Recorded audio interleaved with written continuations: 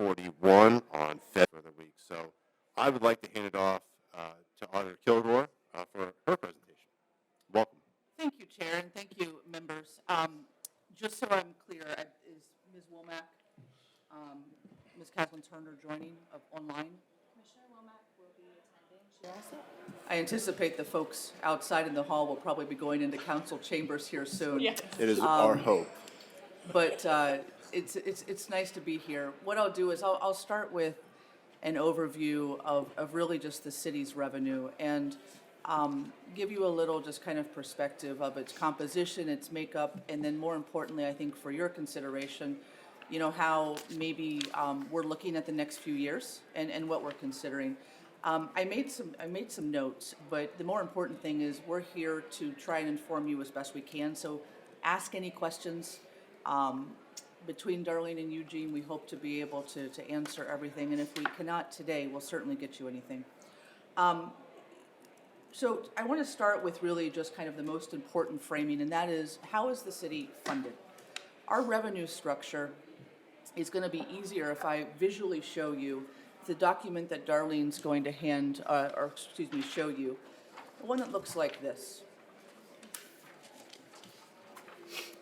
As you can see, Columbus is a bit unique. If you just draw your eyes to the chart at the bottom, that visually shows you the representation of our primary sources of revenue that fund our general fund. You can see overwhelmingly that color in orange. About 3/4 of our revenue comes from one single source, and that's our municipal income tax. As you all know, we're one of the rare cities across the United States who really have a majority of our revenues coming from income tax. And everything else, while really important to us, is relatively de minimis in comparison. So property tax represents a much smaller portion of the general fund. Intergovernmental revenue, or the revenue we get from like the state, also modest, and that revenue is largely outside of our control. And then charges for services and other sources fill in the remainder. But what that means really, you know, for every one of you who understands the role that personnel plays and understanding really the quality and the composition of jobs, it means that what we're focused on is wage, job growth, how our jobs are best positioning us for the future, and what that'll mean for our revenue landscape. I like to talk about, though, just in context, because that materiality is so important, really our income tax performance with a little bit of history. In 2025, income tax grew at a pretty incredible 6.49%. Our estimate, which is one of our core duties, we set the city's official revenue estimate. That estimate, for those of you outside of government, that's one of our charter duties, and it sets the ceiling for the city's budget. That's one of the key pieces of our separation of checks and balances here. My office is separately elected, as is, of course, the mayor and the city attorney, but we're the executive branch here at the city. And when we set that revenue estimate, it independently says this is what we think revenues are going to be, our charter role, and the budget has to not exceed that by even a penny. So we set a revenue estimate last year, assumption of 6%. It came in at 6.49, which is a strong result, one of the strongest in the city's history. But it's really important for me to share a little bit of context with you, because I think one of the things you're doing is trying to anticipate the ranges that'll help you set compensation for the future. Since 2000, income tax growth above 6% has only occurred 4 times. And a few of you have been around long enough to remember some of those, but for 3 of those times, they reflected anomalies. And to unpack that a little bit, in 2010 and 11, we were above 6% because that is the last time we went to our voters and we asked them for an income tax increase. And because of the timing of when those monies came in, it affected 2 years. If you actually look at the second piece of paper that we shared, you can see these anomalies kind of present themselves. But the 2010-2011, very high revenue production. We also had the federal stimulus period of 2021, And so occasionally in our history, when we have like a macroeconomic surge, a lot of federal stimulus coming into our borders, i.e. money's coming from outside, you'll see revenue growth that's also anomalous. The only other year is really that 2006 period, and that is, I would say, a really rare, which is why 2025 was an exceptional testament to our revenue strength here. But it's important to share revenue growth of that level is not, in my opinion, something that I would suggest to the committee as sustainable. So if we step back and really look at long-term performance, income tax growth in Columbus has generally averaged closer to about the 3% range over time, with stronger years, of course, happening during expansion. An example of that is when like a new healthcare tower opens up at one of our major centers of employment, or if there's an American Electric Power expansion, and certainly it'll be softer during years of economic downturns.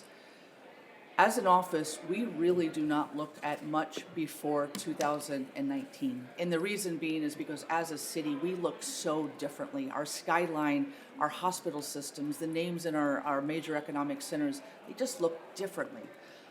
So just to give you kind of a snapshot of 2019 through present, really how much we have grown. And when I say grow, it's not just population. You pay income tax where you work.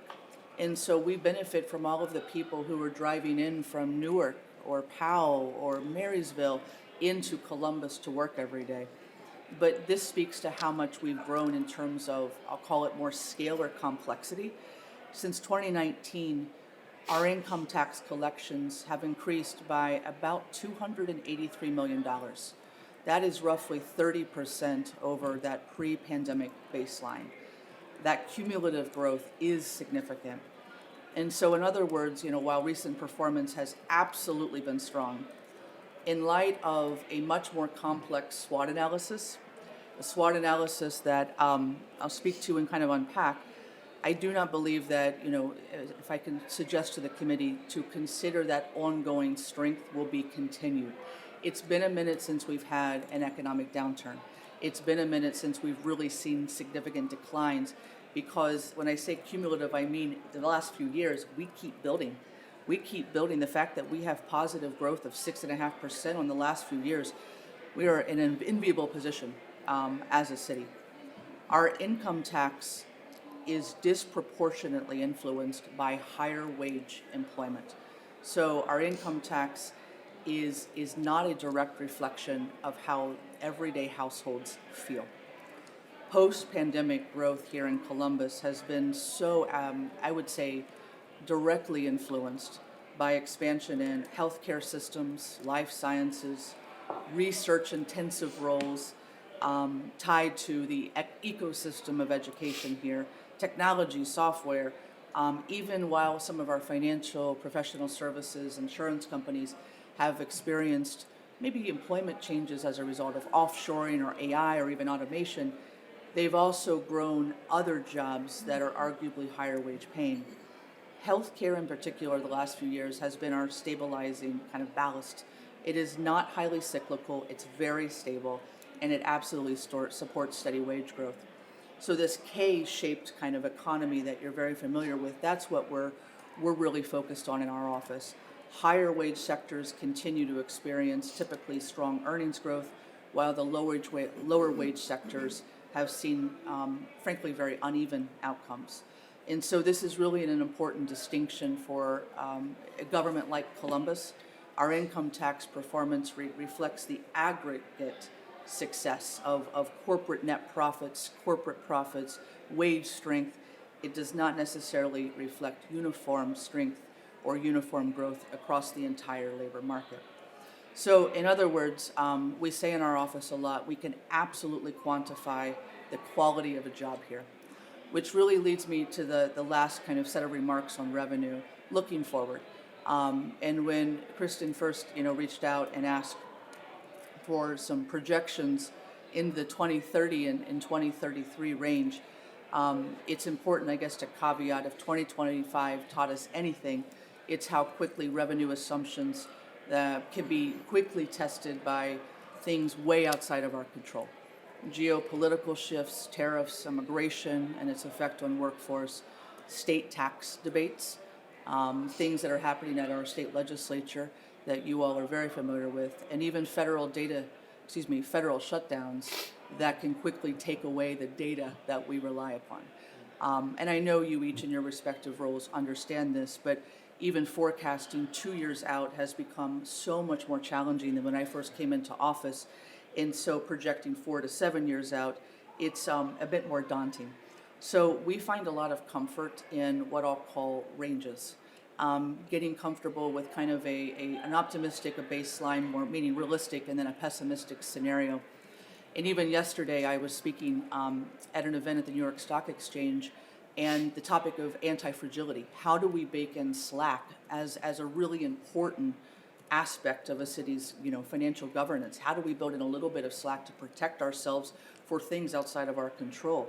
And so, when we're asked like what our wages will be in future years, what we can responsibly provide are expectations grounded in these different levers. So wage growth, inside and outside of city limits, evolving mix of industries. How will AI affect our jobs? How much more healthcare and research expansion can come into our borders? Remote work patterns, potential state policy decisions. And so doing my best to also, work through a lot of additional things that I did not mention with Darlene.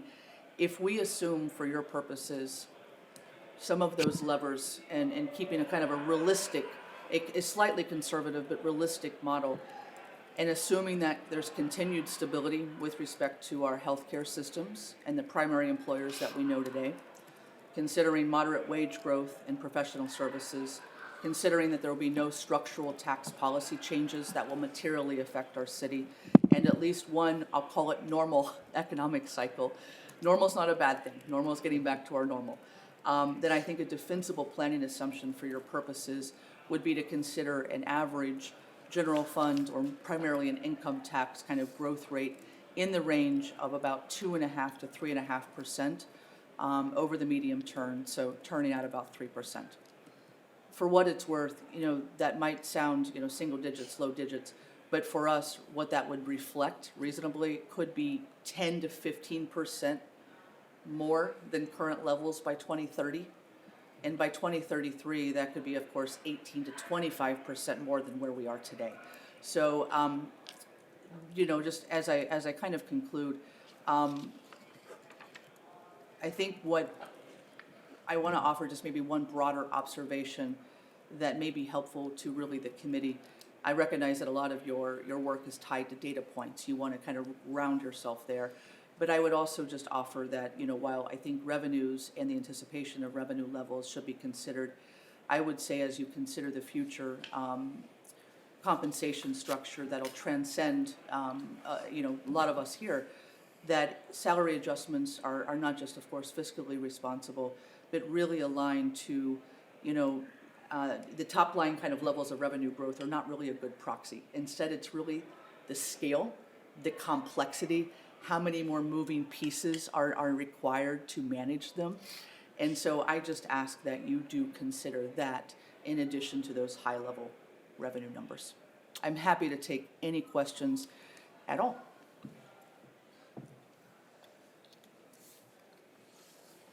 Questions by the commission? Yeah.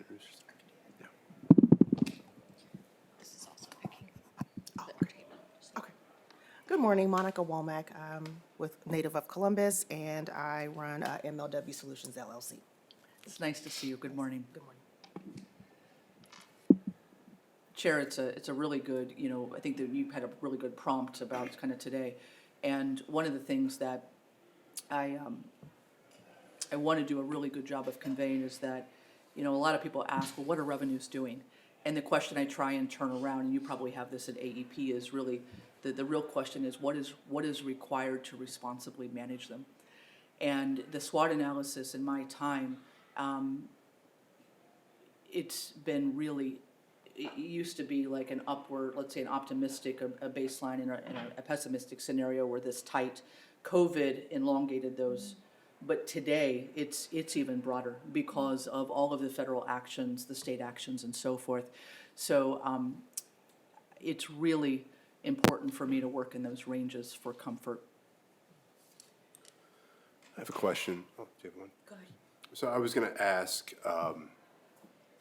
you presented us with a range of factors that influence revenue growth now and in the future, and the predictability challenges that go with that.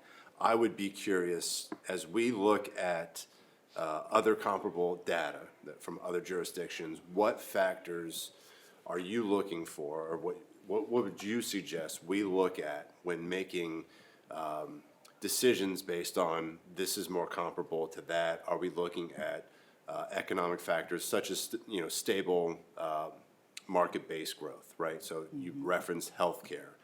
Are healthcare or banking-like sectors, are those more, because if that reflects kind of us as a city, are those more persuasive to look at as opposed to others?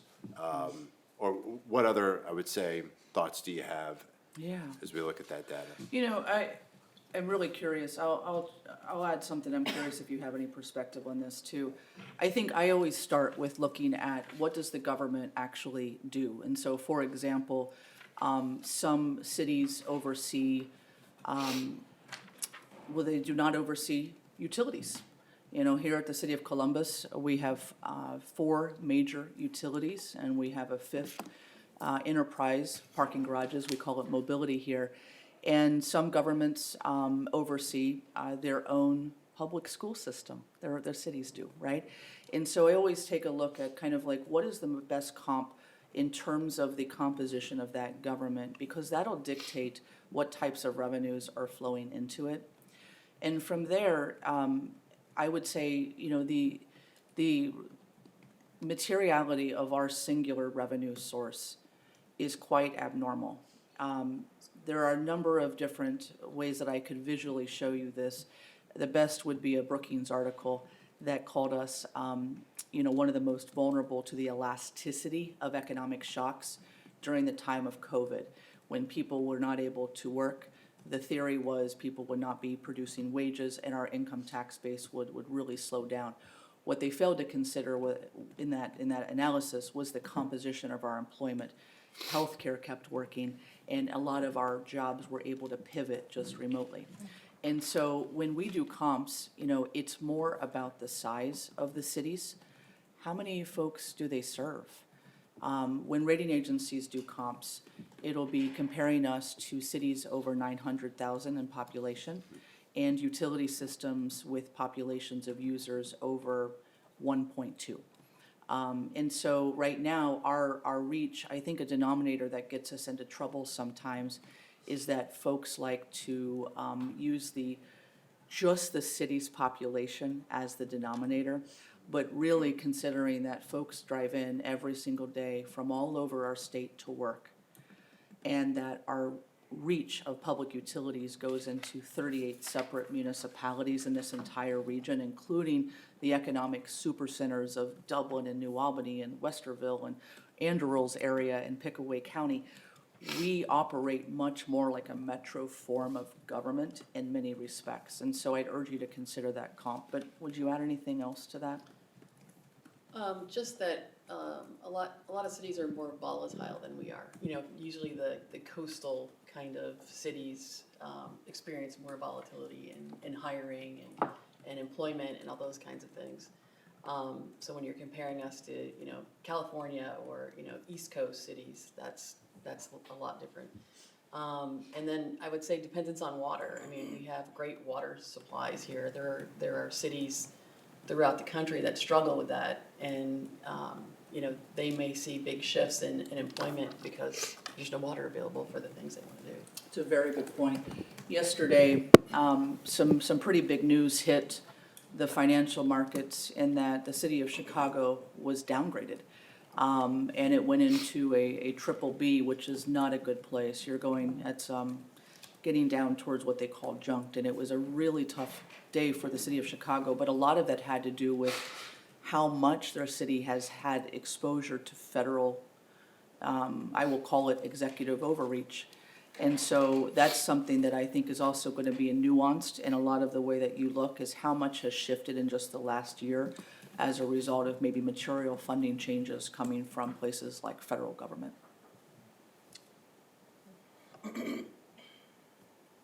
Thank you. Yeah, sure. Chris really hit on the question I was gonna ask about the anomaly of going from income and using the income taxes and what some of the other municipalities use. I don't know if we have a breakdown of that yet. But also just to your point, probably more of a comment than a question. We were just in a conversation with our operating companies and so Central Ohio or areas surrounding Central Ohio, all these new developments that we're seeing. Sometimes developments go in places and then they can't even provide electricity and generation to those places. So I think that goes into this as well. You know, yesterday I was on the phone for a bit with the folks who help us, Ohio EPA, fund our clean drinking water programs and our infrastructure for sanitary sewer. And it was really quite interesting because a lot of development, I never in my career in doing this, even a few years ago, probably 5 years ago, I did not have investor conversations where the first thing they asked was, what is your water capacity? And I'll give you a very important example. Anduril, there's a Drive Capital, who's obviously a big venture capital firm. They bring a lot of investments to our region.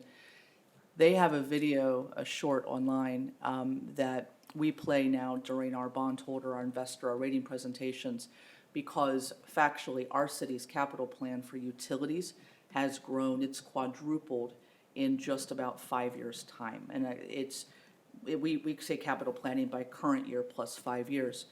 And a lot of the rating agencies trying to get ahead of that, I've tried to explain, well, it results in additional economic growth. It's not just cost out, we have a net impact, of course. But this video I actually play because one of the heads there at Drive actually says, you know, the title of the video is, why would Anduril choose Columbus, Ohio, choose Central Ohio? And one of the things they say is water and power. And that's not something that I saw in videos 5 years ago. It was workforce, it was hip, it was talent, it was, you know, all of the accoutrement to an incredible city, for thriving, you know, capital city. But today, when water is at the top of that list and access to electricity, Darlene, I think your point is spot on. Where we're seeing data centers. Thank you. Yeah, sure. I'd be delighted to kind of move into a little bit of like just the role of the office, but yeah, is that fair? Any other questions on revenue before we go into duties? Okay, that'd be great. Thank you. I guess it's important to acknowledge, and I think Eugene can also maybe attest to this, but you know, when you speak of governmental roles, they're complex. One size does not fit all. My partner, who I would say is the person I'm obviously closest to, I do not know if for $1 million she could adequately explain what I do on a daily basis, right? And so when this request first came, I was, you know, maybe we do a little PowerPoint, should we do, you know, something? So what I did is I just wrote down some bullet points that I want to just express in plain language. I want to just humanize kind of the office. And then I would like the committee's direction for how could we make sure we put this in your paper of record. Maybe it's a memo we produce for you, but Eugene, I think, will help maybe listen for what the committee needs and as our representative to this, and then we can put it in a memo or whatever you'd like, So certainly, you know, I think you all know that the title of auditor it's an antiquated misnomer to the role and the responsibility of this office. But it means something differently in every single place that I go. Some auditors are, you know, just tax collectors. Some do not collect tax. Some are more like inspector generals. Some are more like controllers. And in many places across the county, the country, auditors are appointed. Financial officers are appointed. We are a bit rare in that our charter and our authors of our charter prescribed the role of financial independence. And in setting up the executive branch, I think one of the most successful things that we are so fortunate to have is number one, a charter that so clearly sets forth a powerful executive branch that is made up of separation of powers, of checks and balances. And certainly in light of, some of the things that we've seen federally, I take a lot of pride in that and comfort. It is absolutely acknowledged by rating agencies too, in the strength of that. When you look at the city's financial performance and you look at its decision-making across, 60, 70 years, you can see where those beautiful checks and balances have become really important. And there's a lot of comfort in that from outside advisors.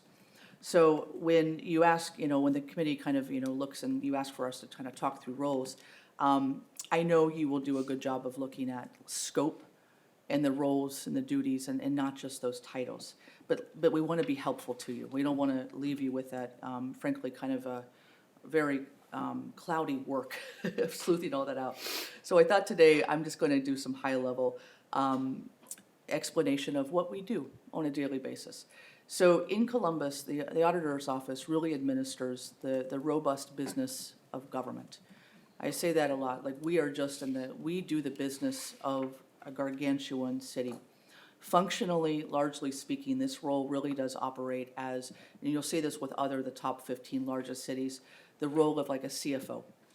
From a technical perspective, to walk you through some of our roles, of course, the charter prescribes that we have and maintain the city's official financial record.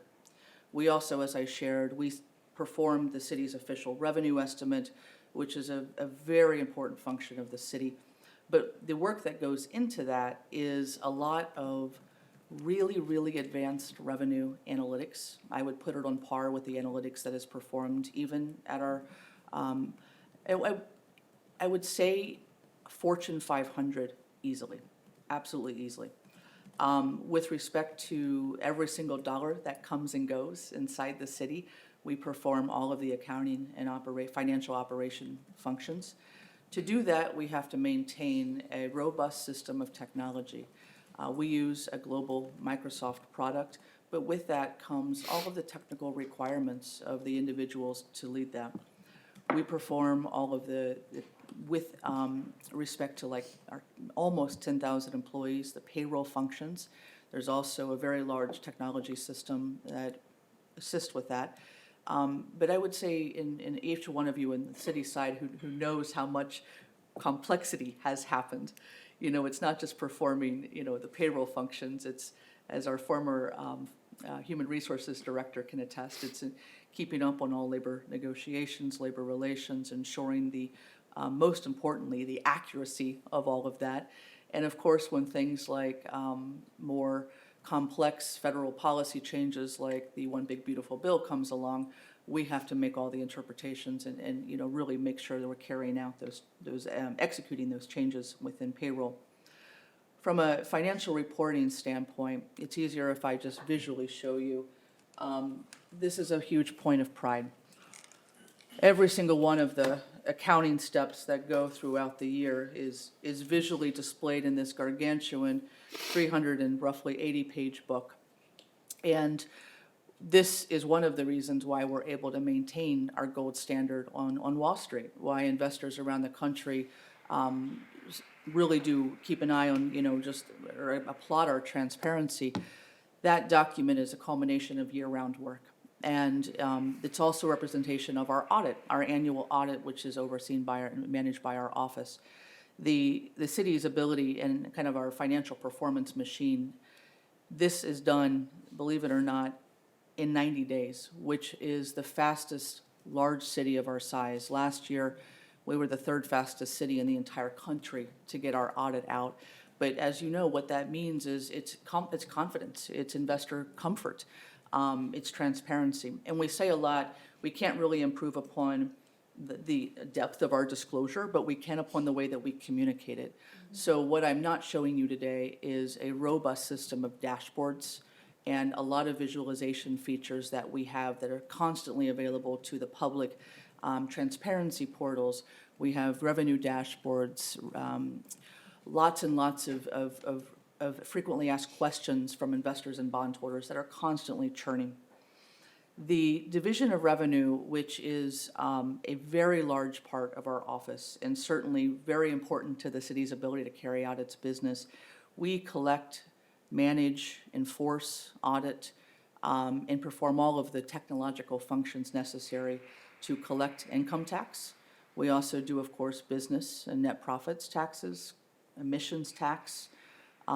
We have hotel motel taxes and short-term rentals for those folks who have Airbnbs and so forth. What that means, though, is thousands and thousands, hundreds of thousands of accounts.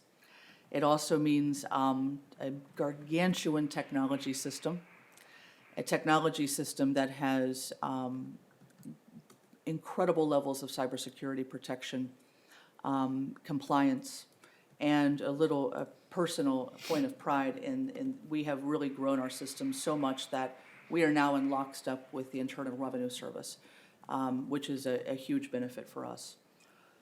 On the debt management side, we oversee, the issuance of the city's debt, which is basically anytime the city needs to go out and do a new water project or a new road or a sidewalk, we issue that debt after council approves it and the mayor proposes.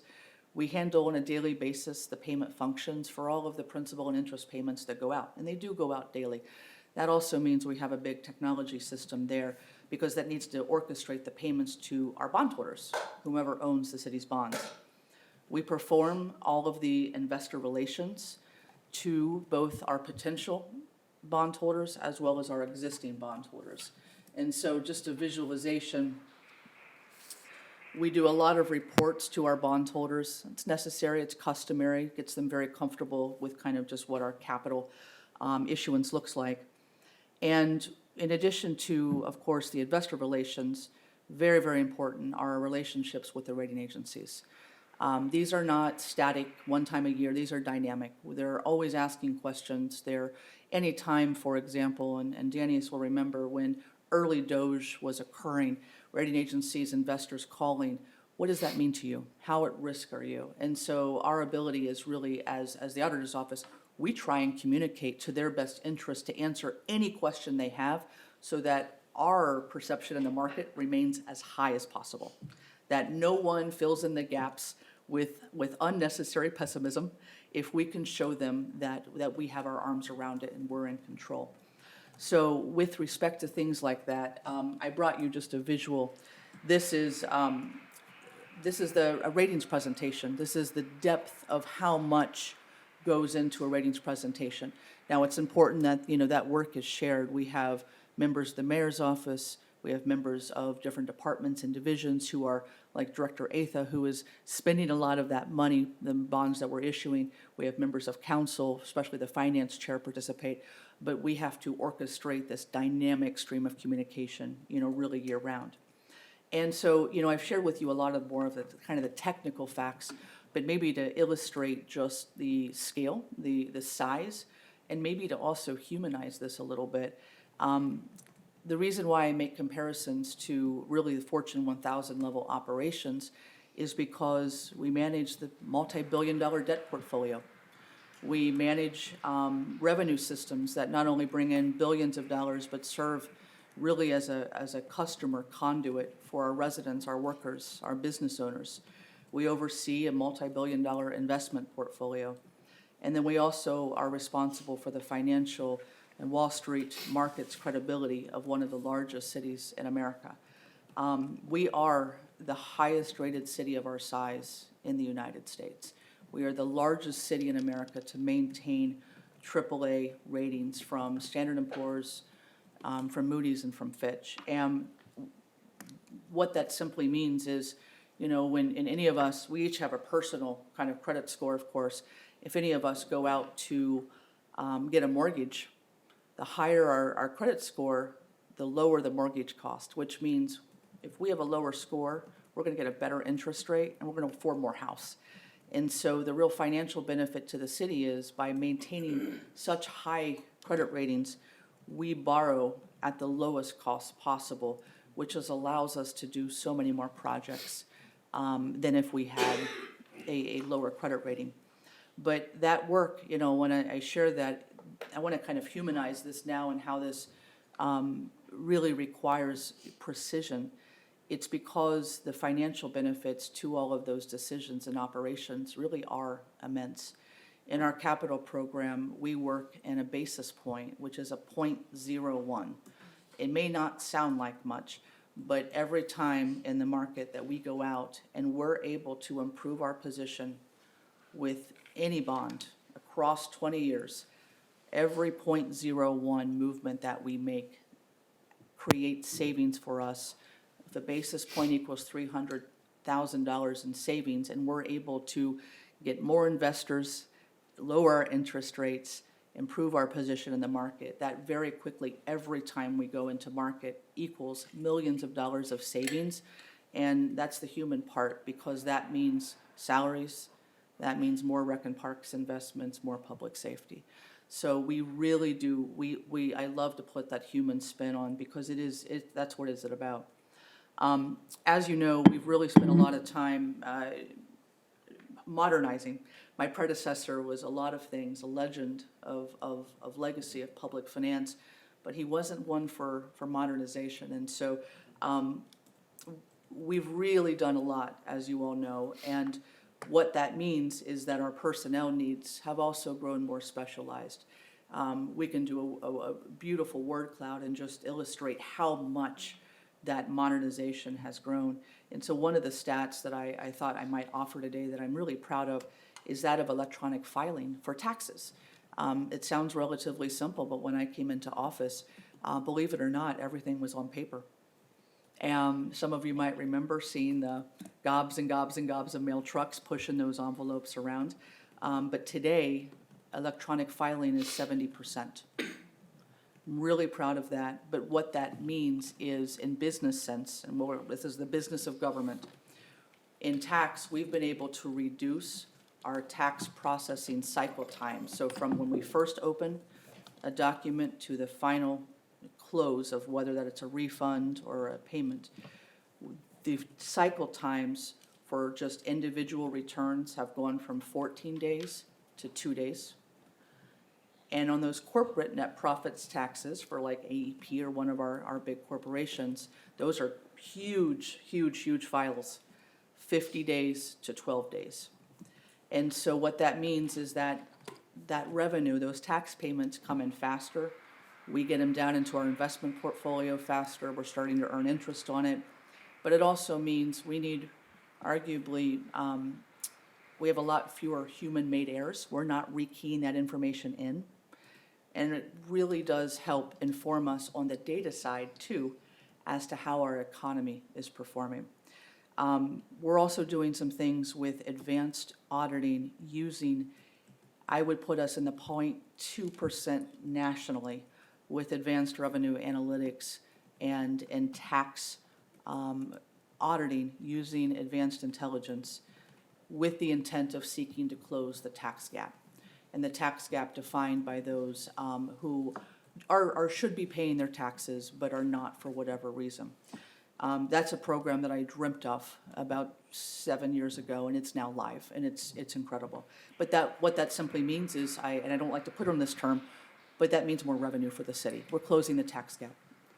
But if you take a step back from the title of auditor and look purely at scale, the office, it's billions of dollars of debt, investments, hundreds of thousands of accounts, it's billions of dollars of transactions, investors, credit relations. And this is why I really suggest the role of the office looks more closely resembles that of a Fortune 1000 CFO, because we are really managing financial risk at scale.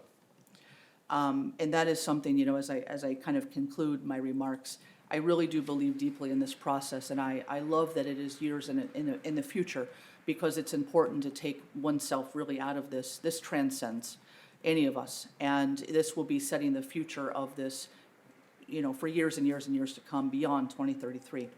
And so something that I think is really important to the city is that when thinking about compensation parity, I'm a big advocate for parity between the role of auditor and attorney. And to share with you a little bit maybe my background there, both offices were determined by our charter and prior charter committees to necessitate separate election.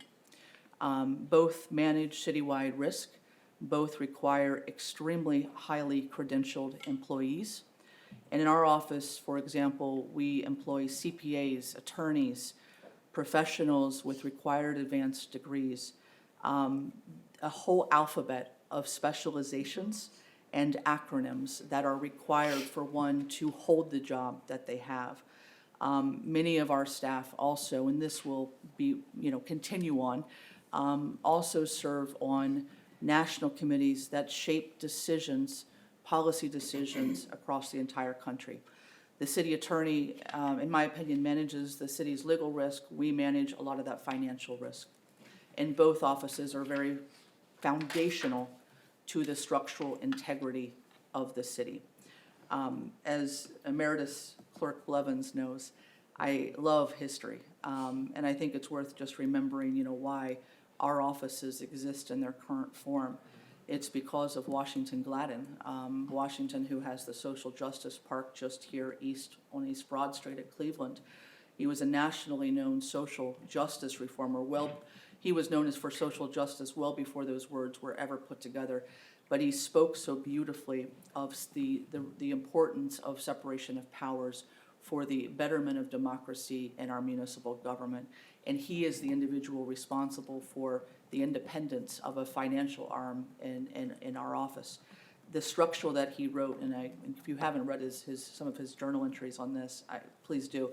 It's beautiful, but he talks about the intentionality of that structure because he believed that financial stewardship should be independent, professionally led, and directly accountable to the public. And so in essence, he created the expectation that the office be strong and substantive because of the duties that he prescribed to it. And to that, Columbus is going to continue becoming more large in scale, large and important economically. Its sophistication was going to continue, but germane to that is making sure that the office is set up foundationally to be able to hold future office holders who have the experience necessary to wield its responsibility. I'm happy to take any questions.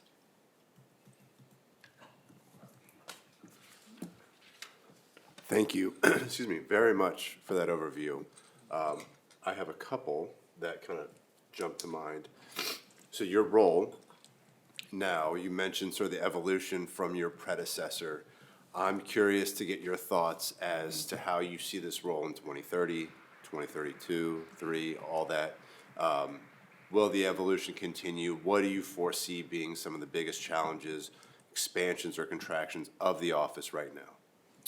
I think the office is going to continue in the complexity of its operations.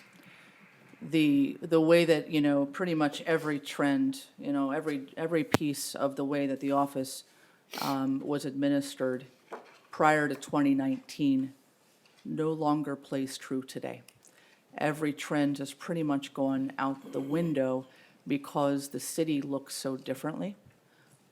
The size, the scale, if we look at just high-level numbers, like numbers of revenue or, numbers of taxpayers, it's just a surface-level data point.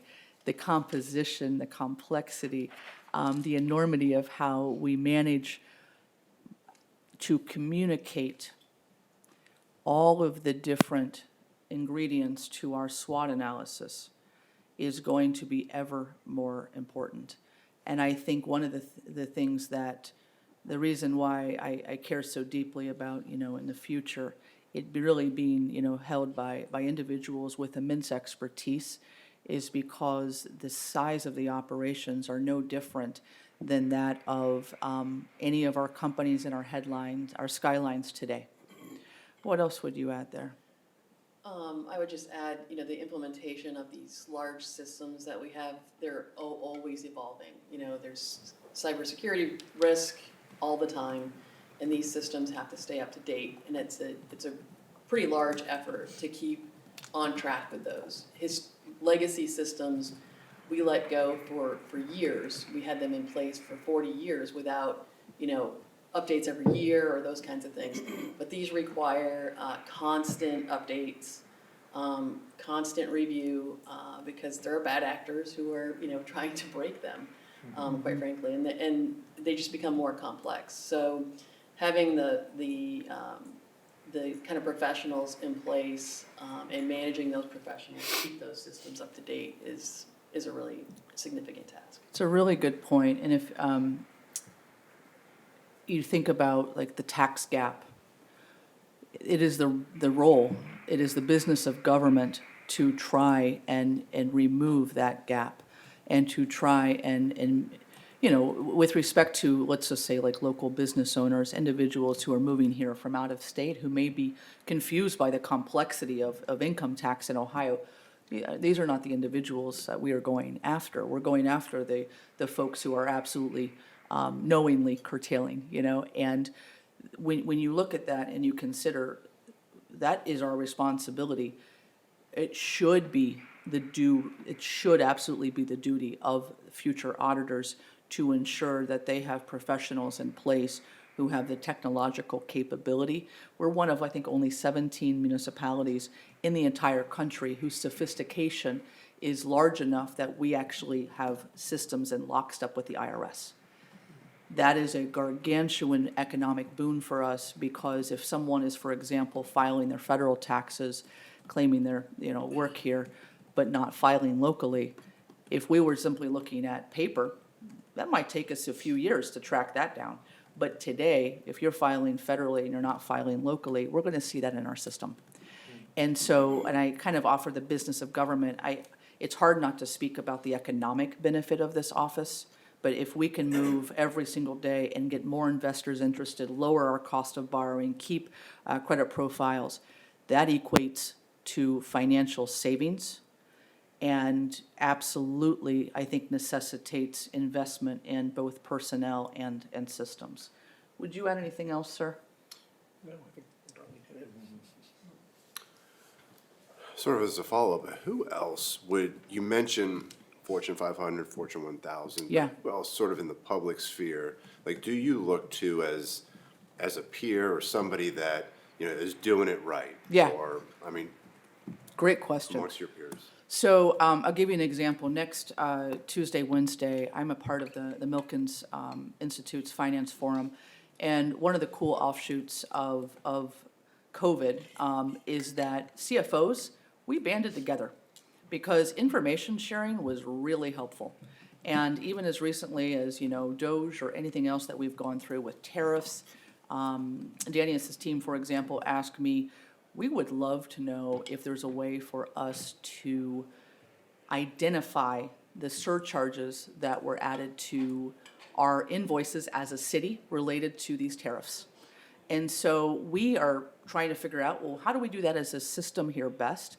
And so I can quickly ping my other colleagues, the top 15 largest cities, and get some insight. You're all thinking about it. We're all got kind of this boat together.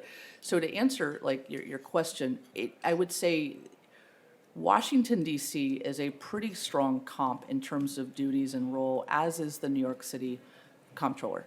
And that includes things like revenue outlook, advanced revenue analytics, economics. It really depends on kind of the question, the role, the duty that you're looking at is who I would say is like the most appropriate comparison. But I think anyone, just because of the size and the scale of top 15 largest cities, looking at them operationally is the only place that I would suggest going. I would not look anywhere in the state of Ohio. I would just look top 15 largest. And that would be, just to be very fair, I would say the same for city attorney and their role as well, and the mayor. Just functionally, the operations, the scale, the size, the people, et cetera, et cetera, et cetera. And the name of the position may not be the same. 100%, for sure. yeah. It's gonna be different, but. Nashville, CFO, San Diego, their responsibilities are split amongst, like I would call it, more general fund side and then separately utility side. And so while looking at, to your point, this top 15 cities, a lot of times the roles are bifurcated or trifurcated because of just what and how their governments are set up. But as you get into that, if you want to circle back, I'm delighted to assist. Yeah. Let me ask a direct question if I can, if it's helpful. I gave you just a really kind of high level, and I hopefully kind of humanized some of the, it's so technical when you just read on paper. You read in the charter and it's like, oh gosh, even that makes me sleepy. But if we can be helpful and maybe put something together for like a memo, just let us know. Okay.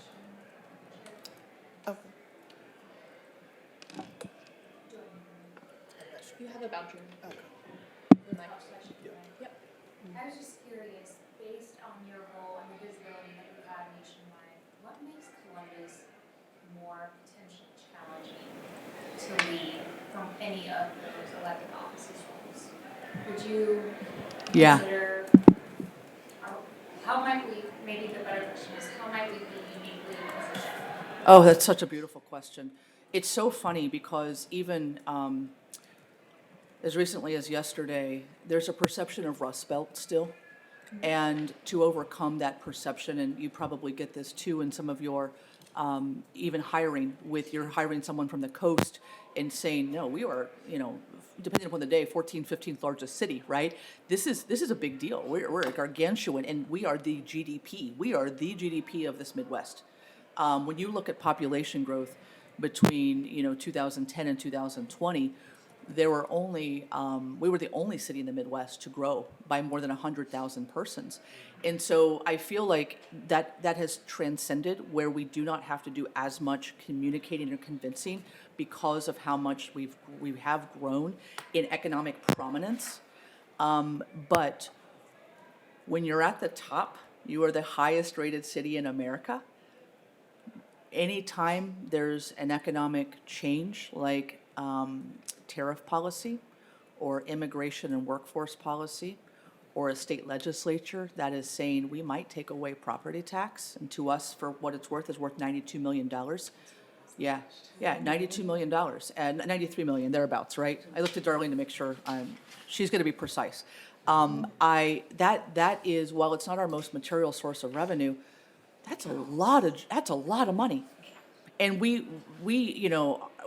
our job is to try and communicate. It's a lovely question, Danius, but like when you're at the top, everyone wants to poke holes. Well, what might change that?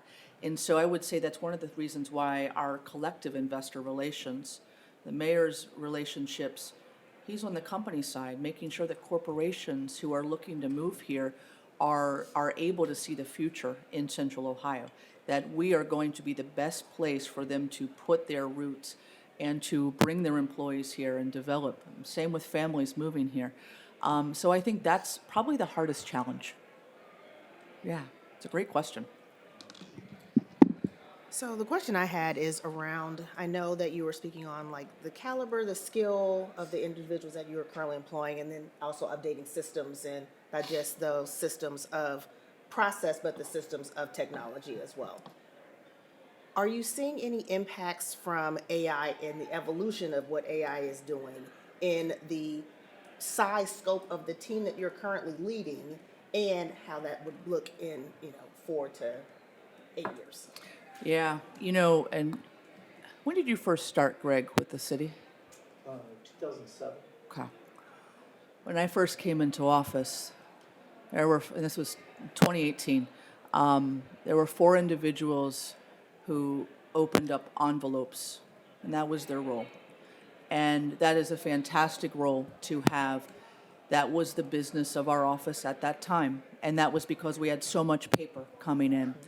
And it's really important that those jobs have shifted. Those employees did not go away, but their duties have had to evolve. And part of that is, at the end of the day, like looking at and saying, like, no, this is, if you take office, and this would go for any of my colleagues from the mayor to the city attorney or anyone, you take office, executive branch, like you are administrating, you're executing. You have a duty of carrying out the functions as strongly as you possibly can. And so we have absolutely had staffing changes. I would say when I first came in, to present, we are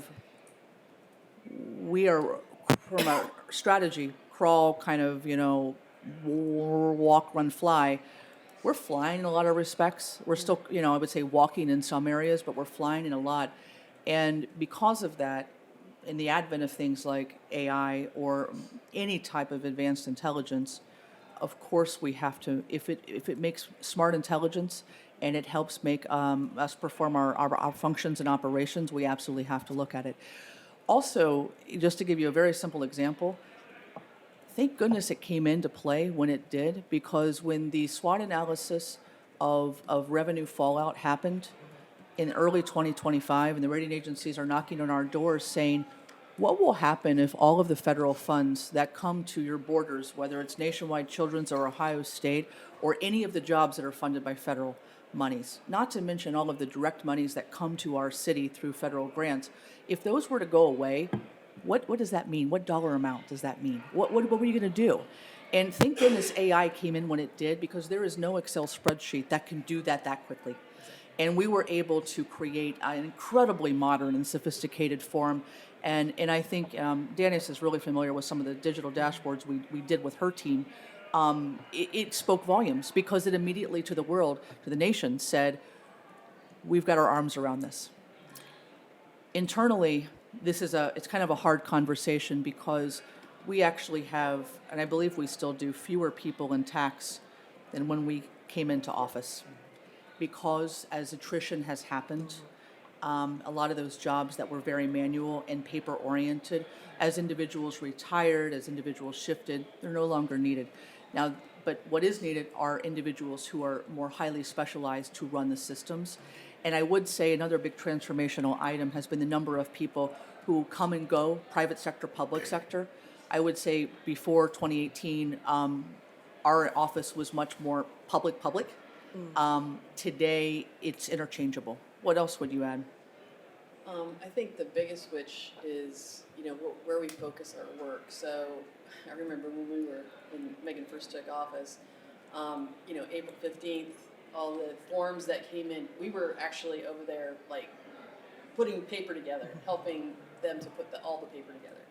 And the boxes and boxes and boxes of paper and checks that would bring over to the treasurer's office, that is all gone. That does not happen anymore.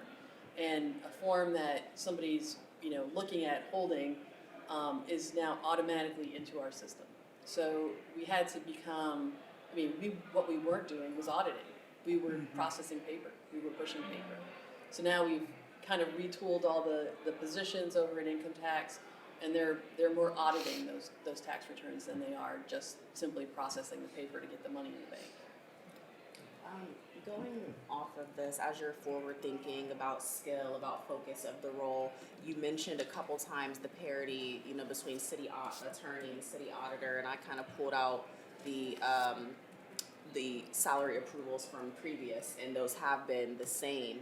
Do you think in the future those will continue to be the same? Maybe it's a best practice that I'm just not aware of. Sure. This came up in, I believe it was 2018, which is why I really referenced it.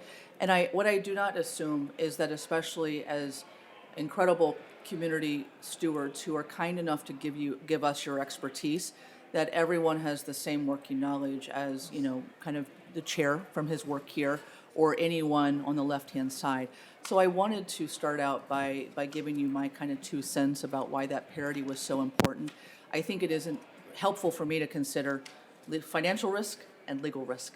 And as prior committees have maybe discussed, I think it's, just to be very frank, especially when other committee members have been attorneys, they've clearly understood that role, and they felt like they could really opine on why that role should be more salary-centric to what the general market is offering. And they struggle quite a bit with that of, like, an auditor. What does that person do? And so I wanted to frame that just so you heard it directly from me. The role of the auditor is going to continue to be extremely technical, precise, accurate, but whomever holds those offices in future years will bring about positive ROI to the city in the form of business operations, financial decisions, and carrying out the functions of the business of government. Thank you. Yeah. I think Greg can speak to some of the quandary of folks who ask about, again, my own partner could not describe what I do, and I'm okay with that. But if we really kind of get down into the weeds and you want more comps, just email us. We'd be happy to help. Any final questions for the auditor? I'm seeing hard stop here, so, May I Course. ask just to Yep. confirm, a memo would be helpful, you mentioned the commissioner. yeah. What's that? I couldn't hear you, I'm sorry. You had asked if a memo would be helpful, and I just Oh, wanted yeah. to confirm that that was the desire of the Yep. commission before we let you go, so. I'll kind of type up some stuff, and then maybe Eugene, with your thoughtfulness too, you can help maybe make sure we're communicating it adequately. I really appreciate the time, and also just thank you for caring so much. This, by us positioning for incredible people in the future and setting those expectations, we perpetuate the success of our city, and I deeply appreciate that. Thank you. Feelings Yeah. mutual, thank you. And yeah, a memo would be great, You got it. that'd be awesome, so thank you. We're in the throes of audit right now. Can we have a couple weeks? Is that okay? Yeah. You sure? Okay. Absolutely. I'll follow up by Sounds great. Chair, are we dismissed? You are dismissed. It's a public meeting, you can stay as long as. You can come, you can go. Thank you, as the compliant, she's like, it's public still, but yeah, Yeah. we will self-select. Not sure I have that authority. Nice to see you. Compel. Nice to see you all, take care. Thank you. Thank you. Okay, so, how are we doing, commissioners? Do we need a break? Are we good? I'm good. Good, good. We're good, okay. Then we'll move on. Okay. So I am going to hand it off to our compensation manager, Mr. Beaverson, to present an update on the survey. Thank you, Mr. Chairman. Thank you, commissioners. Nice to see everyone again. I have just one very simple slide. I believe there's also a handout. There is. Is that right? It should look something like this. Yeah. This, yes. Yes, next to Yeah, okay. Mine's a little bit, not much. Just an update on the survey. You might recall that we set a deadline for February 20th. Of course, that has come and gone. A reminder was sent just this week, and we did get several responses since then. So just as a reminder, 28 cities surveyed. We now have 16 responses, which is a 57% response rate. That is exceptional in terms of survey practice. 57% is a lot of surveyors would really love to see a 57% response rate. I can also tell you that the commission added Virginia Beach in the last meeting, and so I was able to locate my contact there and send the survey. But of course, it was if I had kept the same date, the deadline, then they would not have had as much time. So what you see up there is I put in italics, it's an extended due date of March 6th. I have heard from Virginia Beach, and they are definitely going to provide their information. So we will have 17 at least by then, and I think that brings it up to a 60% response rate. Quick question before you move on. Yes, Commissioner. For Seattle, Washington, Yes. we have a lot of X's in that. Every column is Xed. Yes. So were they responded or? Oh, they were contacted. Uh-huh. They responded, and then we had put an X there for a reminder just for ourselves. Got it. And that was good because I got a response the same day that we sent out the reminder. And so Oh, perfect. sometimes that's all it takes. It is just kind of a little, hey, we don't want to bother you too much, but if you wouldn't mind, or if we can help answer any questions or anything like that.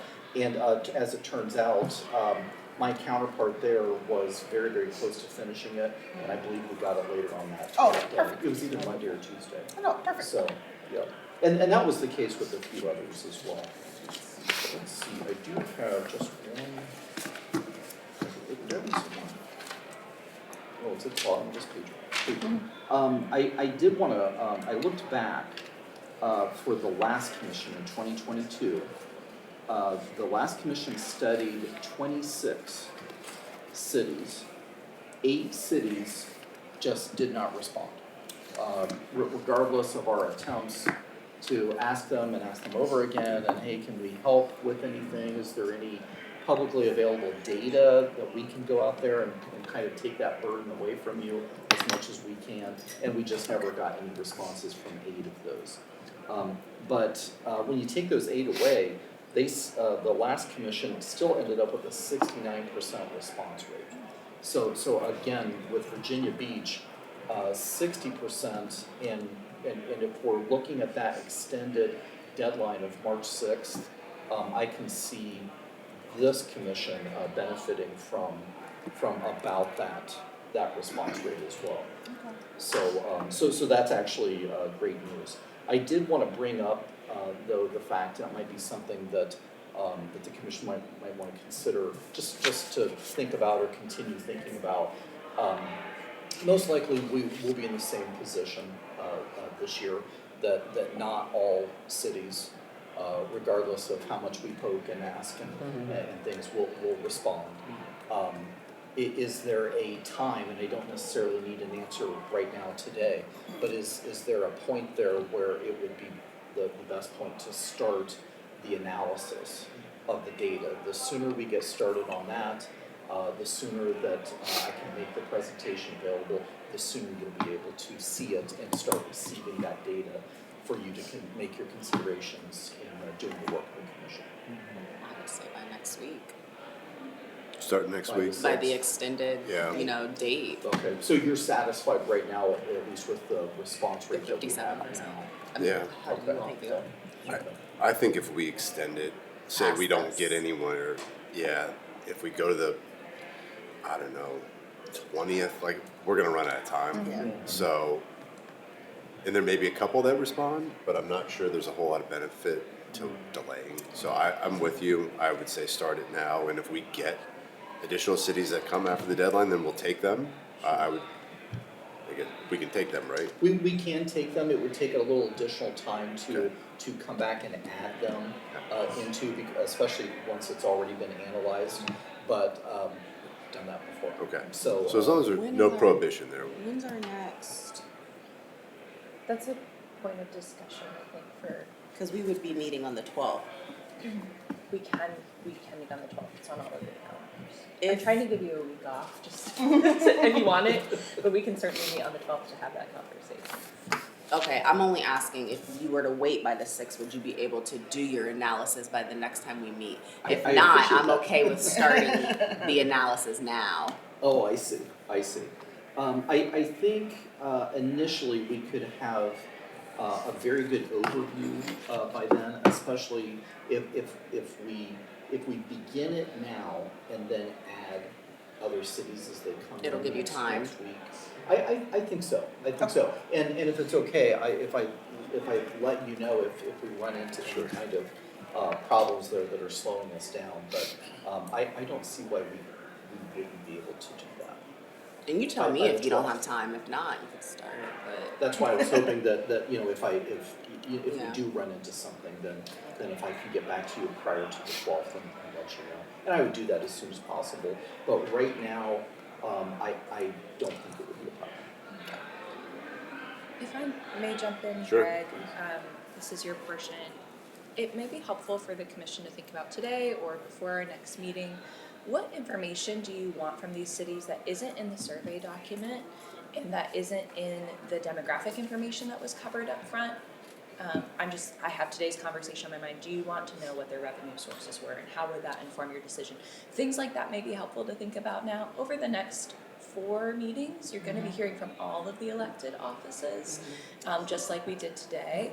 And so that may inspire more thoughts and that's totally fine, but Greg and I can support that research over time. We can always give a Google to another city as their responses come in. And so I'll just mention that now that in my mind as staff, there's no need to wait for those requests until you've heard all that there is to hear, especially given the timeline that we're on. No, I think that would be a really great value add to make that informed decision as it relates to revenue, what that looks like. And then the last thing I wanted to ask is, I know that Auditor Kilgore referenced that based on comparison of size, that Ohio cities would not be included in that, but like New York and DC. I see DC is actually on their list, but they have a reminder outstanding as opposed to a response. And of the cities that didn't respond the last time, were they also included in that group who did not respond? I could check and see and Okay. do an analysis of Okay. that. Is this a new city though? Is that new business? DC, I believe, the commission in 2018 did DC, but not Okay. 2022. Okay, Yes, okay, I have that backwards. But yes, I can certainly, Okay. check that out and cross-check. just as it relates to that specific role, I know that it can become now sketchy to say, okay, well, then this role is comparable to this Right. demographic, and this Right. role is comparable, and so where Yes. that can create a slippery slope in looking at trying to see which one matches each and every single time, but I It's- think that there is an opportunity to be able to, if we can. Right, and I'm glad you brought that up, Commissioner, because that is something that we can do.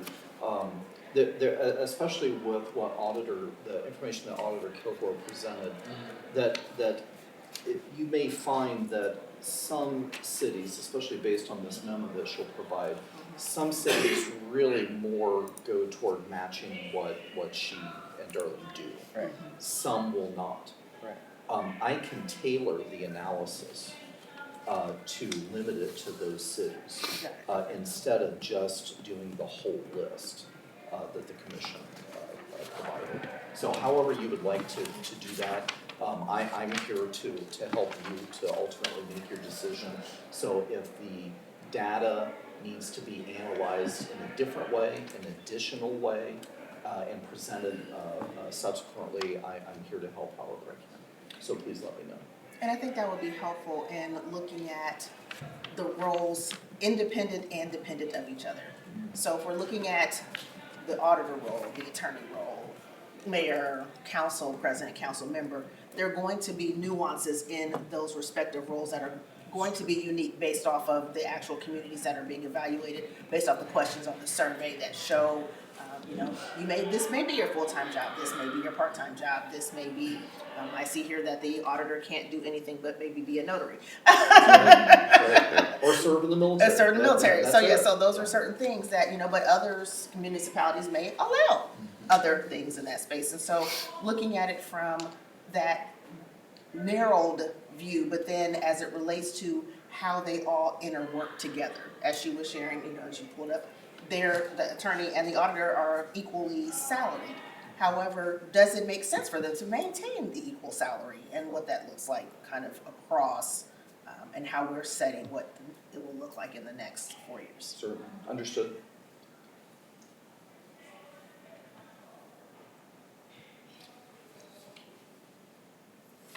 And that's all I had, Mr. Chairman, for the survey update, unless there were any additional questions. I was just gonna go back to it doesn't look like we surveyed DC in 18, and then it doesn't look like they responded if we did survey them in 22, so, not sure we. In 22, yeah, if they're not on that list. They're not on then that we- list for response, Okay. so. Okay.